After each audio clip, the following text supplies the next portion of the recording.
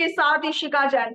राजस्थान को लेकर एक कहावत बड़ी मशहूर है कि यहाँ पर जिसने मेवाड़ को जीत लिया, मानो देश हो या राज्य, सत्ता उन्हीं की आती है, सरकार उन्हीं की बनती है। कहते हैं कि सरकार में, सत्ता में प्रवेश का जो द्वार है वो मेवाड़ क्षेत्र ही है।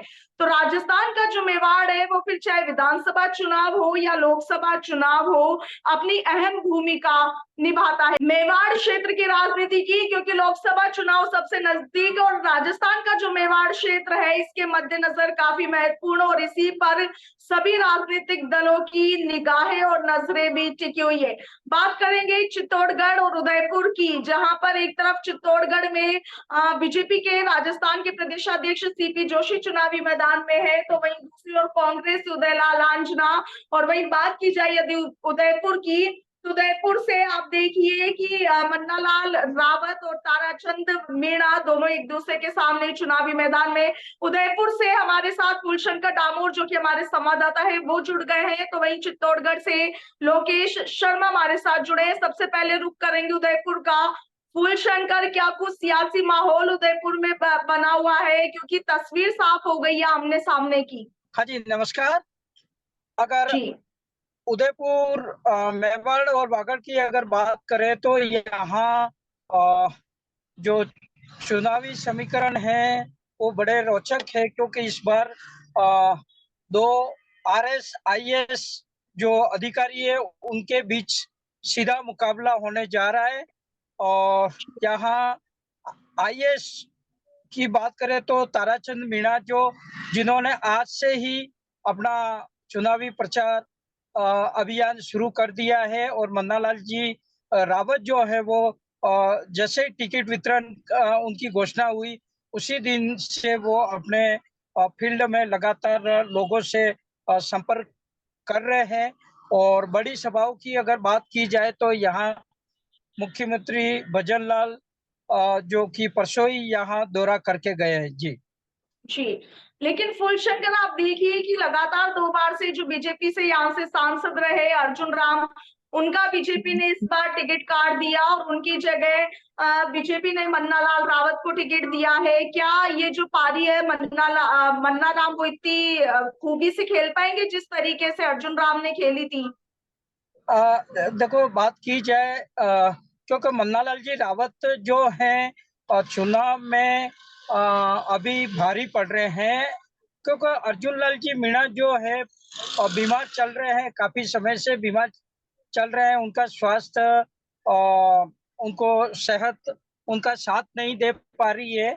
और मन्नालाल रावत जो हैं, अगर उनकी बात की जाए तो वो पिछले 20 साल से यहाँ उदयपुर में अधिकारी रहे, और लेकिन गांव-गांव तहसील स्तर पे आदिवासी लोगों में युवाओं में काफी एक्टिविटी करते रहते हैं, तो यहाँ उनके लिए नई कोई बात नहीं आ रही है। लेकिन आईएएस ताराचंद मीणा की बात करें तो वो 2 साल से अपने उदयपुर जो जिला है, तहसील है, विधानसभा मुख्यालय पे जा जाके उन्होंने भी काफी काम किए। जी, फूलशंकर बने रहिएगा। चित्तौड़गढ़ का रुख कर लेते हैं, लोकेश जी हमारे साथ जुड़े हैं। लोकेश, चित्तौड़गढ़ में एक तरफ है बीजेपी के प्रदेशाध्यक्ष राजस्थान से जो कि है सीपी जोशी, और दूसरी ओर है उदयलाल आंजना। क्या कुछ सियासी माहौल फिलहाल चित्तौड़गढ़ में बना हुआ है? शिखा जी, मैं आपको बताना चाहूंगा, चित्तौड़गढ़ में जहाँ एक और प्रदेश अध्यक्ष भाजपा से सीपी जोशी चुनाव लड़ रहे हैं, मोदी ने विश्वास करके, प्रधानमंत्री मोदी ने उन्हें टिकट दिया है और ये उनकी तीसरी पारी है। 2 बार पहले वे चुनाव जीत चुके हैं। पिछला चुनाव लगभग वे 6 लाख वोटों से जीते थे।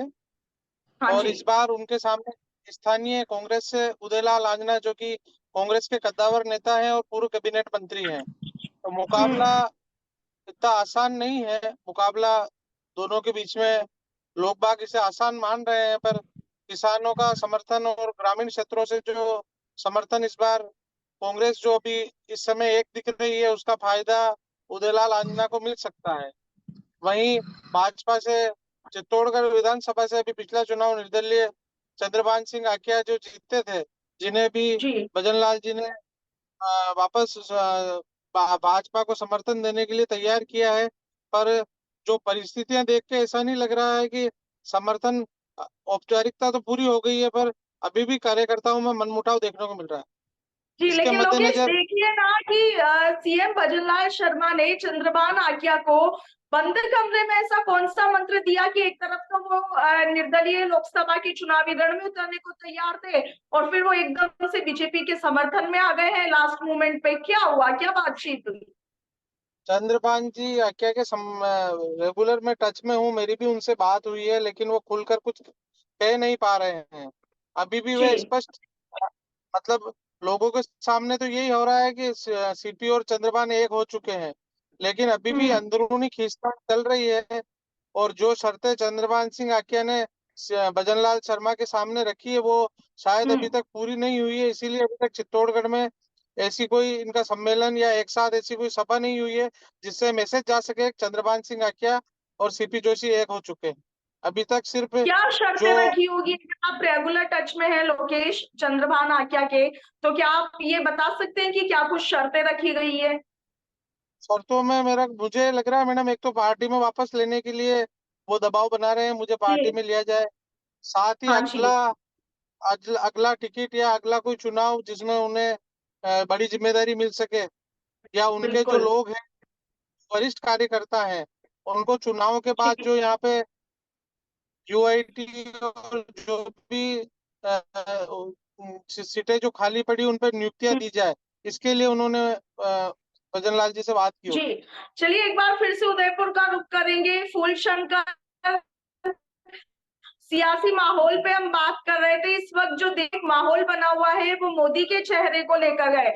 मोदी का चेहरा, ये जो फैक्टर है, बड़ा कारगर साबित होता दिख रहा है। सभी लोग बात भी कर रहे हैं कि चुनाव जो है हर जगह पे प्रधानमंत्री नरेंद्र मोदी खुद लड़ रहे हैं, क्योंकि वो बार बार अपनी रैलियों में, अपनी सभाओं में सिर्फ एक ही मैसेज दे रहे हैं कि कमल का फूल और मोदी का चेहरा।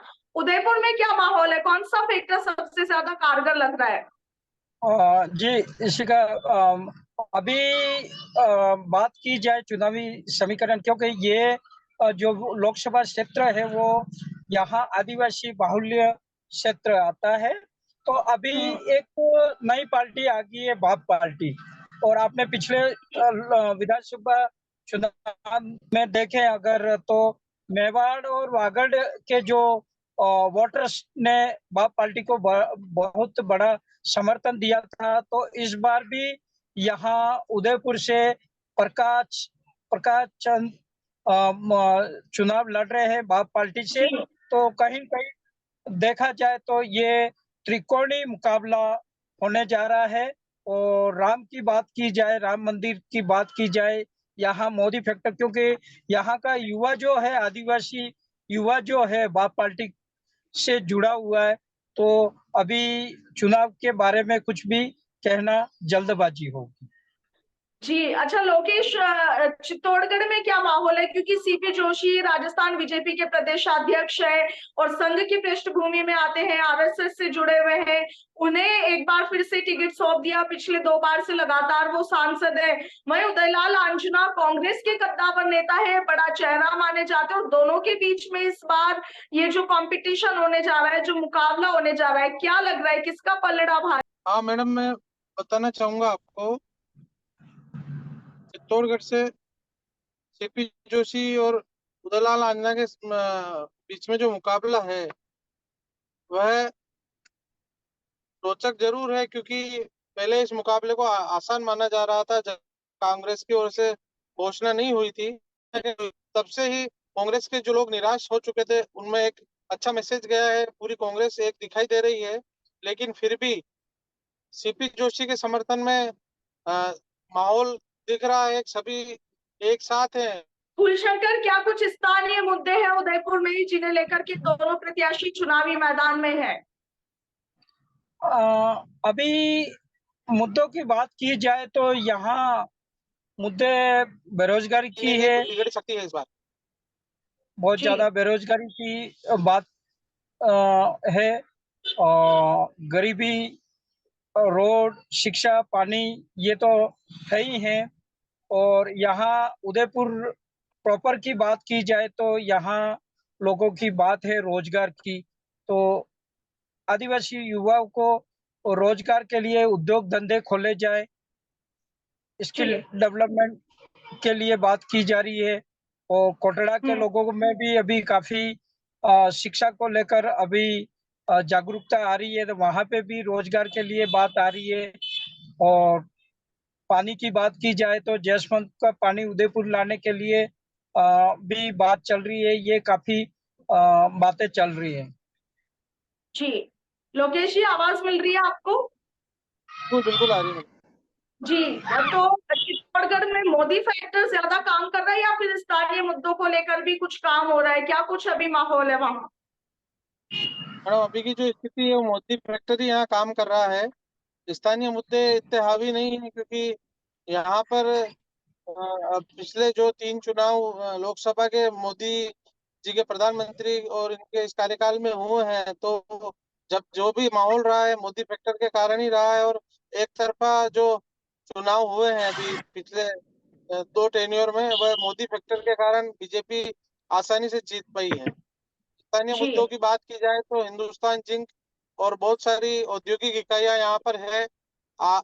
कभी कभी लोकल स्थानीय लोगों को काम देने की बात आवाज उठती है, लेकिन अभी उनका कोई समाधान नहीं हुआ है।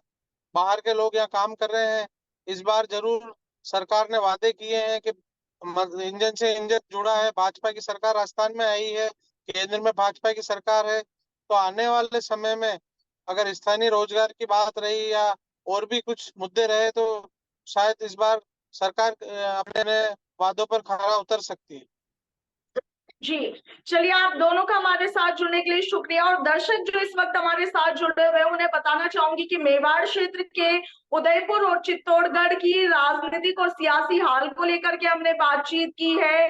दोनों जगह पर प्रत्याशियों की आमने सामने की तस्वीर साफ हो चुकी है, चुनावी बिसात बिछाई जा चुकी है और जो प्रत्याशी है लगातार सामने वाले को पछाड़ने की पुरजोर कोशिशों में लगे हुए हैं। जमीन पर सभी प्रत्याशी जो है उतर गए हैं। आपका क्या कुछ ख्याल इन प्रत्याशियों को लेकर? इस बार देश में लोकसभा चुनाव में क्या वाकई बीजेपी मिशन 400 को पूरा कर पाएगी? इस पर आपका क्या ख्याल है? कमेंट सेक्शन में जरूर बताएं। फिलहाल के लिए इतना ही। नमस्कार।